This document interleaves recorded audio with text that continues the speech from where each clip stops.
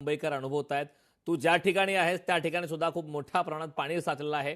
वाहतूक व्यवस्थेसह पूर्ण जनसामान्य जनतेला आता याचा खूप त्रास होतोय आणि गैरसोय होते। काय ताजे अपडेट आहे सध्या?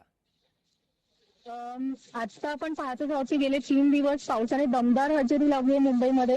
बऱ्याच मुंबईच्या उपनगरांमध्ये, मुंबईच्या बऱ्याच भागांमध्ये पाणी साचलेलं आपण पाहत आहोत। मी आता अंधेरी MIDC परिसरात आहे आणि तुम्ही पाहू शकता की इथे पाऊस जरी चालू असला तरी म्हणजे पाणी साचलेलं आहे काही ठिकाणी आणि काही ठिकाणी फार त्याची तीव्रता जाणवत नाहीये। का तर BMCचे कर्मचारी इथे काम करताना दिसतात।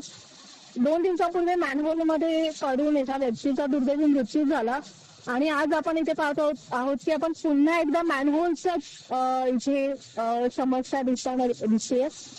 मॅनहोल ओपन झालेले आहेत पावसाचं पाणी ओव्हरफ्लो झाल्यामुळे आणि त्यामुळे आता यांना असं बॅरिकेड्स लावून त्यावर काम करतात आणि कर्मचारी त्यांनी इथे उभे ठेवलेत का तर पुन्हा अशा घटना घडणार नाहीत। एका दिशेने वाहतूक वळवण्यात आलेली आहे, काही ठिकाणी रस्ते बंद करण्यात आलेले आहेत का तर ट्रॅफिकही होऊ नये दुसऱ्या दिशेने गाड्या वळवण्यात आलेल्या आहेत। आणि BMC कर्मचाऱ्यांना यावर विचारलं असतं का मॅनहोलसाठी यांचं दुसरं काय उपाययोजना आहेत, तर त्यांनी शेजारी रस्त्याच्या कडेला जे काही चेंबर आहेत यावर काम करून हे ओव्हरफ्लो होणारे पाणी त्यांनी त्या दिशेने वळवलं।